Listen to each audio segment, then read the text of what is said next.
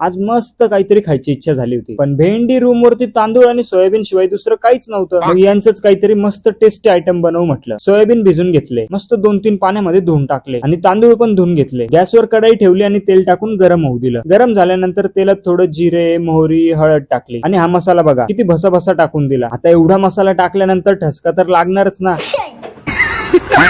आता तांदळाचा best option हा दाल खिचडीचा, पण काही पण म्हणा, सोयाबीन एक नंबर दिसत होते. मग आपल्या खानदेशमध्ये खिचडी लोकांची किती फेवरेट आहे ते तर आपल्याला माहितीच आहे. घरात काही भाजी नसली की टाक खिचडी. मग कांदे, मिरची, लसूण बारीक कापून सगळ्यात आधी तर मसाल्याचा पेस्ट बनवून घेतला आणि थोडा वेळ तसंच राहू दिला. मग थोडा वास यायला लागला तेव्हा तांदूळ आणि डाळ कुकर मध्ये टाकून दिली आणि थोडे सोयाबीन बाजूला काढून ठेवले, ते पण टाकले. पाणी टाकून थोडं मिक्स करून घेतलं आणि शिजवायला ठेवून दिलं. 2-3 शिट्ट्यानंतर झाकण ओपन केलं आणि भाई साब कसला भारी वास येत होता. डायरेक्ट मम्मीची आठवण आली. खिचडी पण एकदम टेस्टी बनली होती. तर चला मी खिचडी एन्जॉय करतो, तोपर्यंत तुम्ही लाईक आणि फॉलो करायला विसरू नका.